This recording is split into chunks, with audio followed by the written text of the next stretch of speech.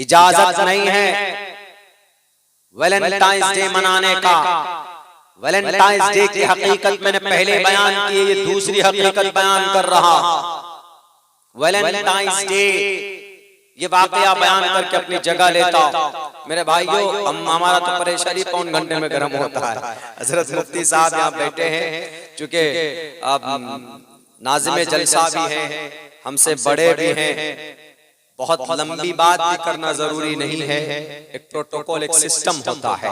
आखिर में चूंकि हम ये जरूरी इशू है, अभी वैलेंटाइंस डे का बड़ा जोर चला। वैलेंटाइंस डे मतलब इसका ये होता है कि जितने भी नए लड़के होते हैं जो अपनी अपनी सेटिंग किए हुए रहते हैं, ये 14 फरवरी को गुलाब का फूल देकर अपनी मोहब्बत का इजहार करते हैं। इस्लाम में इसकी इजाजत नहीं है, इस्लाम में इसकी परमिशन नहीं है। हस्बैंड वाइफ है, मोहब्बत करे, एक दूसरे से मोहब्बत का इजहार करे, कोई दिक्कत नहीं। वो तो खाना खाने बैठेंगे तब भी मोहब्बत का इजहार करेंगे, एक दूसरे को खाना खिलाएंगे तो सदका। यहां तक हदीस में आया है कि अगर जब हम बिस्तरी करते हैं हस्बैंड वाइफ, किसी किसी को पसीने अगर आते तो पसीना का जो कतरा होता है ना बूंद, तो जितने कतरे पसीने के आएंगे अल्लाह तबारक व तआला उतनी नेकियां अता फरमाता है।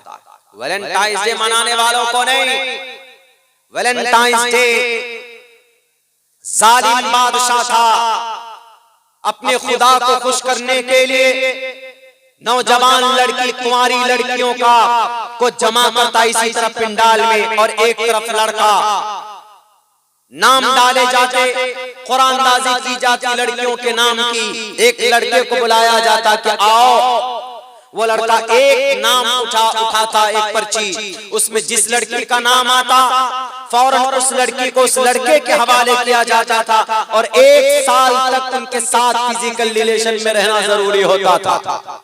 और बादशाह को उस बादशाह को क्लाउडियस बादशाह था, क्लाउडियस जो ये काम करता था, करवाता था, उसको अगर कहीं पर जंग करना है तो नौजवानों को बुलाता, आओ। जब साल भर फ्री में ही अय्याशी और मौज मस्ती हो रही थी, शादी नहीं करते थे वो लोग, वहां के लड़के, फ्री में काम हो रहा बादशाह के तरफ से, तो बादशाह जब भी ऐलान करता चलो जंग के लिए हमें रूम को ताकतवर बनाना है, तो सारे लड़के तैयार हो जाते। जब ये खबर, ये पता, और अपने कौन से खुदा को, फेब्रिया खुदा को, फेब्रिया खुदा जिसके नाम पर फरवरी का महीना है, उसी फेब्रिया बुध के नाम पर फरवरी का नाम है, फरवरी महीने का नाम उसी बुध के नाम पर है। तो वो वैलेंटाइन एक संत था, ईसा अलैहिस्सलाम को मानता था, एक गुरु था। उनको खबर लगी, उन्होंने कहा कि ये तो नाजायज और हराम है बादशाह की तरफ से, एक काम करो, लड़कों को बुलाओ। सारे लड़कों को बुलाकर उनको समझाया और यूं कहा कि गांव समाज के लड़के, ये तुम लोग जो आज एक साल की लड़कियों के साथ रहते हो ना, ये जायज नहीं है। शादी करो, बच्चे पैदा करो, अल्लाह बरकत देगा। हजरत ईसा के मानने वाले थे वो, तो सारे लड़कों की शादी हो गई। 1 साल 2 साल के बाद जब क्लाउडियस बादशाह ने फिर ऐलान करवाया कि चलो जंग में जाना है, कोई लड़का नहीं आया। क्यों? सबकी शादी हो गई थी, सब अपने बीवी बाल बच्चों में मशगूल हो गए। तहकीक की ऐसा कौन कराया, तो पता चला कि वैलेंटाइंस गुरु ने कराया।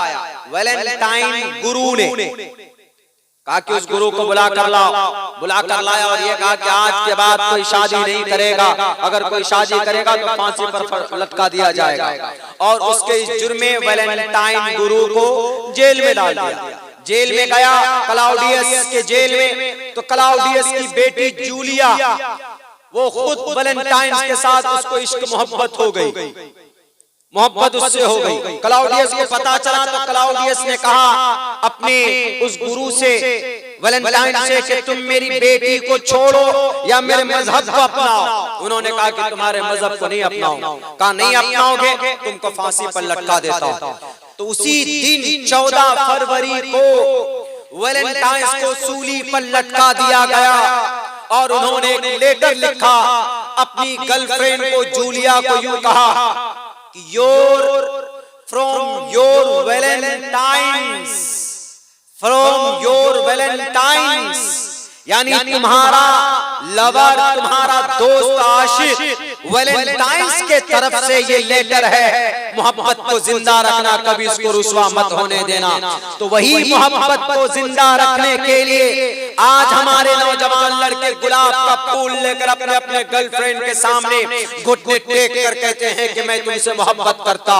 इस्लाम के अंदर मोहब्बत का इजहार शादी के बाद है, निकाह के बाद। निकाह से पहले किसी को घूर कर देखना, गौर से देखना, इस्लाम में इसकी इजाजत भी नहीं है। वैलेंटाइंस डे मनाना तो दूर की बात है। इसलिए मेरे नौजवानों, मेरे साथियों, इस्लाम बदनाम होता है हमारे आमाल बद की वजह से। अभी एक बाबा ने कहा कि इस्लाम का मतलब नमाज पढ़ो, बाकी जो मन में आए वो करो।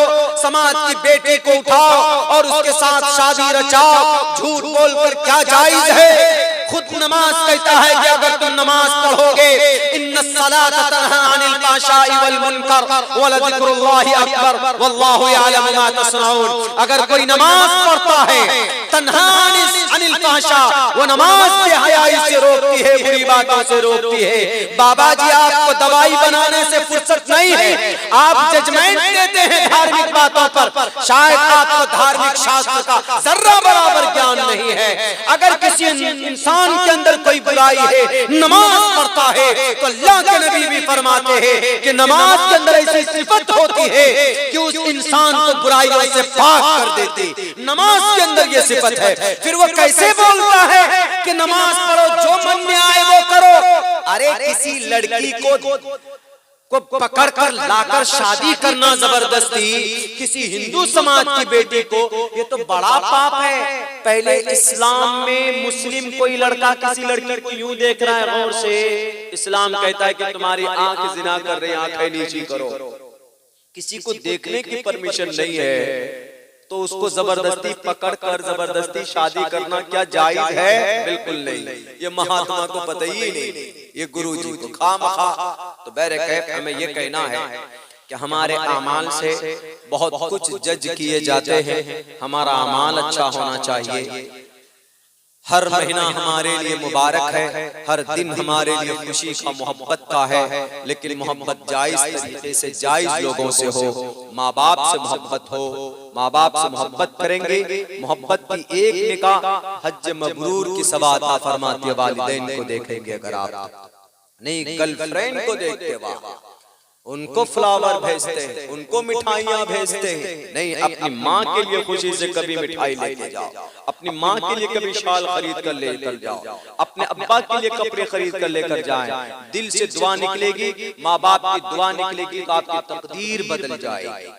इसलिए आज से अहद करो मेरे नौजवानों, मेरे साथियों, जो भी बातें कही गई है इस मंच से, अच्छा ज़लज़ले के सिलसिले में हजरत, फिर वो लंबी हो जाएगी। देखिए, चूंकि ज़लज़ला का बड़ा वो होता है, ज़लज़ला अभी आया, मैंने वहां पे भी बयान, आज तो मेरा मन था बड़ा वो करने का, लेकिन मुझे नहीं मालूम था कि यहाँ 12 साढ़े 12 तक खत्म होगा। उमूमन हजरत ऐसा होता है कि मुझे 12 साढ़े 12 पर बैठाते ही नहीं, और उधर 2 बजे तक लेकर जाते हैं प्रोग्राम।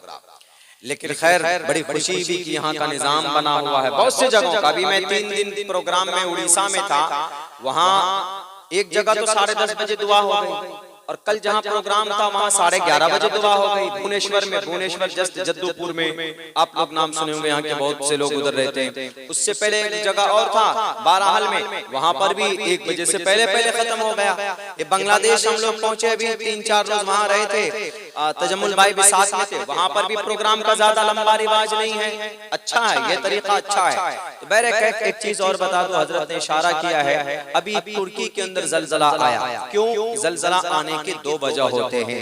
एक तो अल्लाह आजमाइश के लिए भेजता है, या तो यह है कि अल्लाह किसी गुनाह की वजह से ज़लज़ला बर्पा करता है। कुरान और हदीस का यही अकीदा है, साइंस का कुछ और अकीदा है।